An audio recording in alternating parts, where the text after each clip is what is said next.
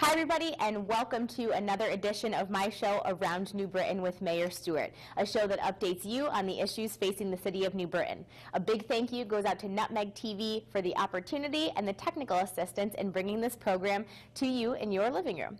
If you happen to miss this episode on TV, or if you live outside of Nutmeg TV's viewing area, you can visit YouTube for a complete video archive of Around New Britain with Mayor Stewart. Over the last 3 years now, I have made a commitment to making government more transparent and accessible to the people that we serve. This show is just another step in opening government to everyone in our community.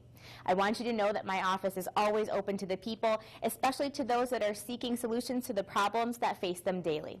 While we might not be able to solve all of your problems, I can certainly help point you in the right direction to get the answers to the questions that you have.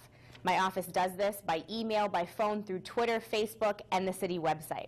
Great things are happening in New Britain, from developments large and small, to beautification projects, community events, and more. There is lots to share. And I hope my guests and this show provide you with a perspective into our great city that you can't get anywhere else. So I'd like to start with our first segment, which is called What's Happening in City Hall. There are 2 council meetings during the month of February. Those will be held on February 10th and February 24th, both Wednesdays. The meetings are held in the council chambers at City Hall. Public participation begins at 7 p.m. and the meeting begins promptly at 7:30, unless, of course, public participation lasts a bit longer. For a complete and expanded list of commission meetings being held during the month of February, see the conclusion of this broadcast, where we will put them right on the screen for you.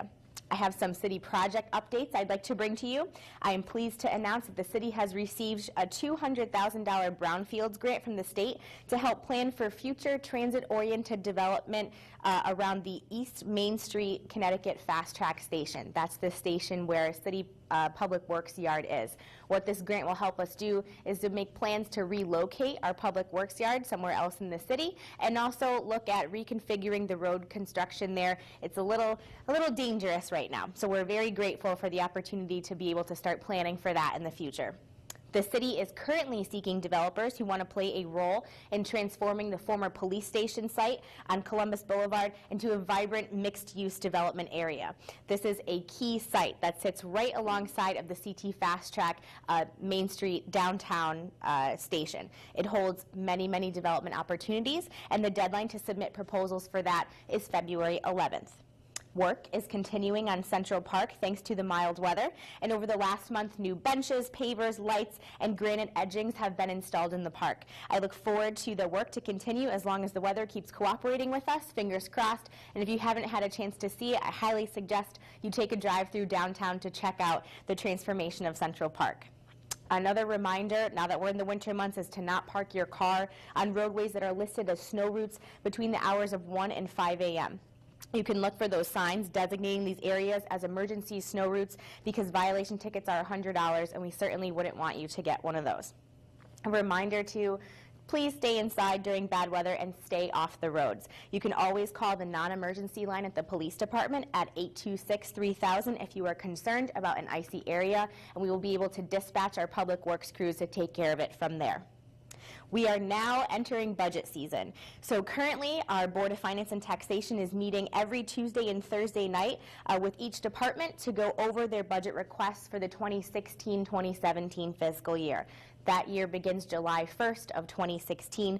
All of these meetings are open to the public. If you'd like a list on when those meetings are, you can log on to the city website and click on the Finance Department. On a related note to that, I would like to welcome our new Finance Director, Lori Granato. She brings over 20 years of municipal experience from the state in finance. She's bringing it to City Hall. She was a former investment banker, and we have high hopes for her to be extremely successful in helping us continue writing our path here in New Britain when it comes to our finances. In other financial news, we have a lot of that lately. We recently learned that the rating agency S&P's, Standard & Poor's, upgraded our city's bond rating another notch to an A+. And we ended that last fiscal year that they rated with a $14.9 million surplus. I'd like to remind everyone that just because we have a surplus doesn't mean that we can spend it. We still have about $260 million in outstanding debt that we have to pay for, so that surplus will certainly go towards paying down our bills in the years to come. But these are all positive signs that the city is on the right track to sound fiscal stability. I would like to also congratulate Atlantic Restoration and Remodeling Group for the renovations they have done to their new home on Woodland Street. The company recently moved to New Britain from Southington, and we are proud to have them in our city. In honor of these improvements, I did present them last month with the city's Beautification Award for helping to revitalize a building that had been vacant for more than 10 years. Thanks for coming back. New Britain recently joined a special group of towns in Connecticut who have a poet laureate, which is an ambassador of poetry. With the help of our New Britain Commission on the Arts, we selected New Britain resident and most notably New Britain High School Dean of Students, Michael Peterson.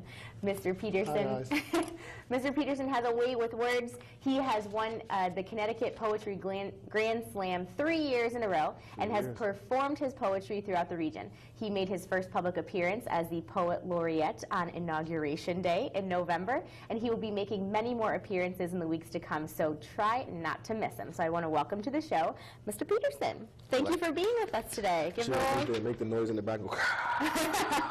Gotta give the little clap. Yeah. So I wanted our viewers today to be able to get to know you a little bit and maybe learn a little bit about poetry and hear some things. So why don't you tell us a little bit about your love of poetry and when you first became interested in it, really?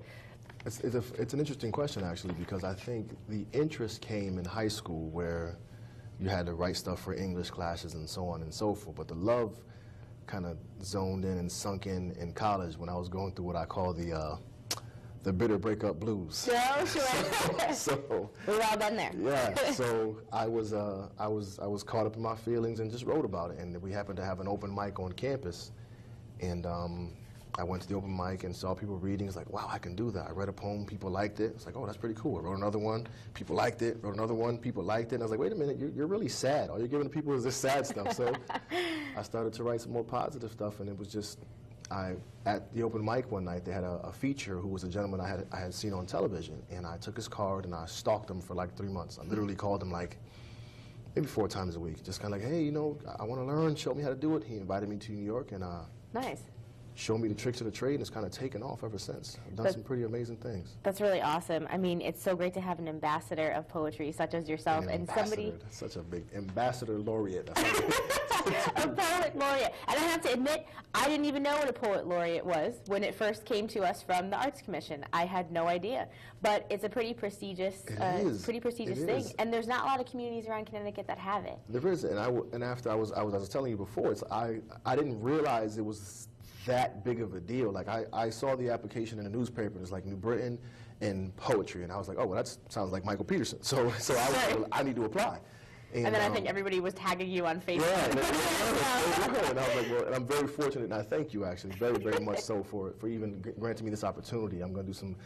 I intend to do some great things. So, like, what are some of the things that, or what do you plan to do, or what are some of the duties you have to fulfill as a poet laureate? What's starting it's bringing poetry and helping the community recognize the arts. And I started where I'm from, New Britain High School. Like, I'm in there with the kids, and we've had a couple after-school programs where the kids have come. We've written some poems and did some writing workshops and brought it around there. I've actually brought a couple of events to the city already. To various places where people can just come and view and be entertained. It's more, and again, my poetry, my style of poetry is spoken word, so it's more written to be said versus written to be read, and it's more entertaining, so people can come and relax and laugh or cry or whatever emotion they generates, but it's a good time, and my intent is to create an art scene in New Britain wrapped around poetry from youth to adults. Sure. So, I mean, it's interesting when you talk about the youth factor because you do work at the high school. That's probably what you are most popular for in town. Everybody knows Mr. Peterson. They see you coming down the hallway, they want to run the other way. But how do you intend on helping spread the message of and just the talent of poetry to our youth when they're so distracted by everything else, whether it's video games, smartphones, technology, and so many digital distractions? I actually believe you've done some things though too to kind of break that barrier with clubs at New Britain High as well. Right. But I actually think that those technological distractions, if you will, are more beneficial than not. Sure. I mean, with these smartphones, you're able to look online and go onto YouTube and find a lot of different poems in my poetry, and with the online gaming, like I've actually, it was funny because my nephew was playing the other day online, and then he told me, like, that's Mr. Peterson in the background. He said, what's he going to do? What's he doing? What's he doing there playing, screaming poems in your ear? And I'm like, oh, he's trying to have, so I took his headset, and I started reciting a poem to the kid that he was playing the game with. You can use it to get the word across via, via the technological vessel. So I think the social media and the smartphones and all that stuff is beneficial more towards using it as an outlet. Find a way to get the kids interested. And if they're interested in the smartphone, you find a way to get into that smartphone so they can now branch off to something different, i.e. poetry. It's true, and you have to in order to get their attention, right? Right. Right, that's true. So when you write, first off, like, how often do you write, or do you have a type of routine, or do you write when you get a moment of inspiration? How do you do that? That's a tough call. For example, I'm competing on Saturday in the Connecticut Grand Slam Poetry Championship again. And it's 4 rounds of poetry, and I don't have any new poems. But I have 3.5 that I'm working on right now that are not done. But I put the pressure on myself. So my writing comes when I'm genuinely inspired. I have a bunch of good ideas, but they don't really come into fruition until something really hits me, and I constantly find myself thinking about it. Then I can sit down, and a poem will come out in an hour.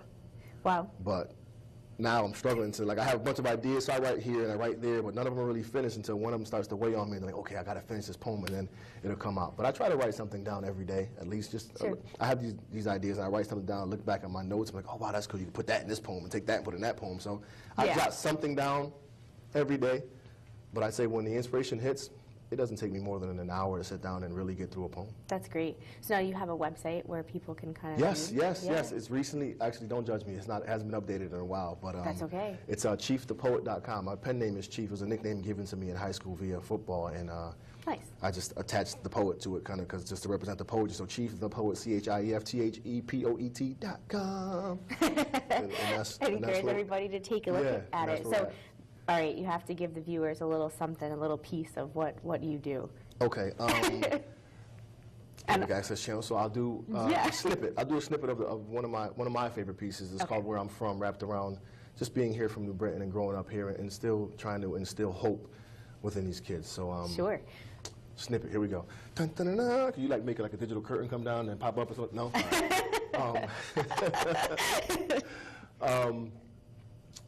Where you're from isn't as bad as people always make it seem. So I tell my students, listen closely while I school you. Don't let this shirt and tie fool you, because I'm from where you're from. I've done what you've done and seen what you've seen, and I was once in between a rock and a hard place, just like you. Yes, my father left me too. I've seen my brother die, watched my mother cry and been too afraid to try. I've seen my grandmother slap, my uncles on crack. I've seen a mother beat up by her daughter. And some honest-to-God truth, my great-grandfather was murdered over a quarter. And yes, I received help from the state, and forget what you say, those food stamps are great, and yes, I've heated my house with the oven and drank Kool-Aid from a jelly jar, and the city bus was once my car, but I faced my share of adversity and overcome it. They can't stop me. I can't lose because I choose not to. If you need help, I got you. We'll make it to the top together and then scream. Where I'm from isn't as bad as people always make it seem. They can take away your dollars, but they can't take away your dreams. Remember, where you're from isn't as bad as people always make it seem. Snippets of it. You can find the entire poem on YouTube. Type in Chief the Poet and my stuff will come up. Simple. Very, very simple. Wonderful and very inspiring, especially for the youth of the city of New Britain, too, to hear something like that. And very moving. Thank you. Again, thank you. Seriously, though. I didn't realize how important this position was until I started to Google Poet Laureates and see what it is they did, and I'm happy to be among the group. I really, really am. And we're really, really glad to have you, too. So, Chief the Poet, I'd like to thank you for being with us today. I want to thank you for the inspiring words that you bring to our community, too, and to serve as New Britain's Poet. We do like you as New Britain's Poet Laureate. So, to all of our viewers, too, we want you to mark your calendars for 3 to 4:30 p.m. on April 17th, as Mike will be joining other Poet Laureates from around the state for a spoken word festival at the New Britain Museum of American Art. So that's April 17th from 3 to 4:30 p.m. We hope you'll come out and check out our own Chief the Poet. Party. In poems. Thank you very much. All right. It's about growth, being better and improvement. I mean, look around. There's construction. They're working on the city from the outside, but we are what builds it from within. Tell a friend, the people are the heart of this city. The people will play their part in this city. The people will come together and guide New Britain to be exactly where we need to be. And I'm so very happy that you, him, her, and I, that we get to do it together. Mayor Stewart, the council, the Arts Commission, the Board of Education, the people, and whoever else want to join this movement. New Britain will be on top because we are people who will give all they got to ensure that our city sees the glory. So the next time I ask you what you've done for NB lately, stand proud, speak loud, and tell us all your story. Thank you.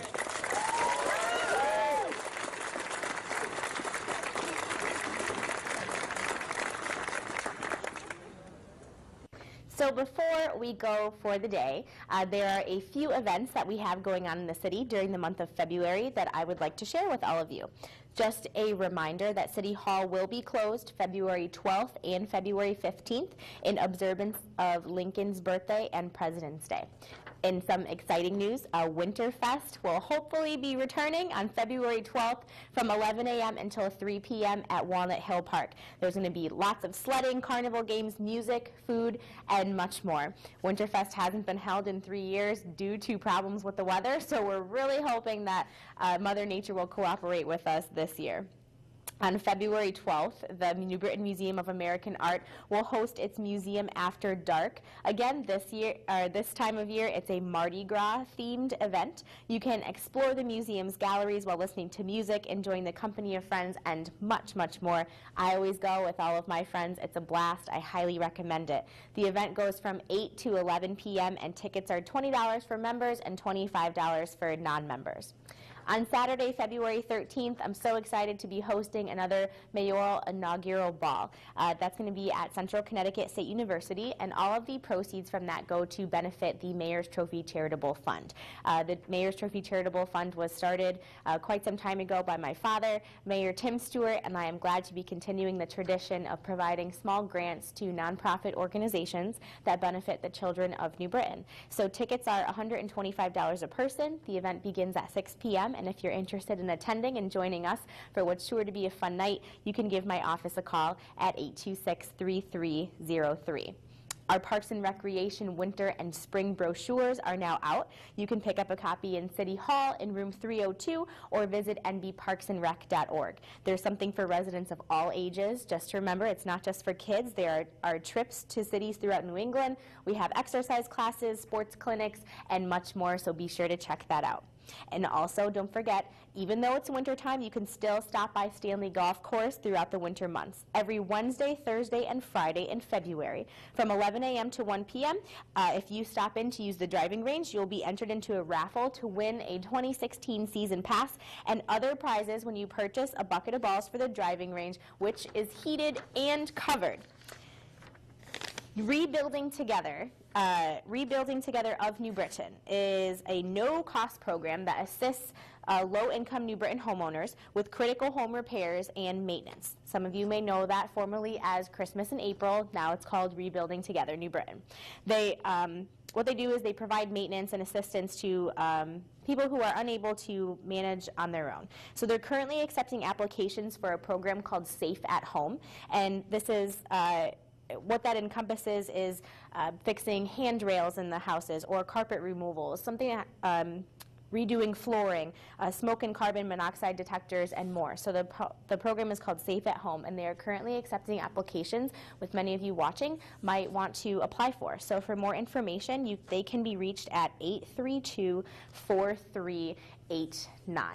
So that is about all the time we have for today. I want to thank you all for watching and direct you to the bottom of the screen for our website, office number, and many other ways to get more information regarding this show, or just to contact me to talk about the issues that may be affecting you.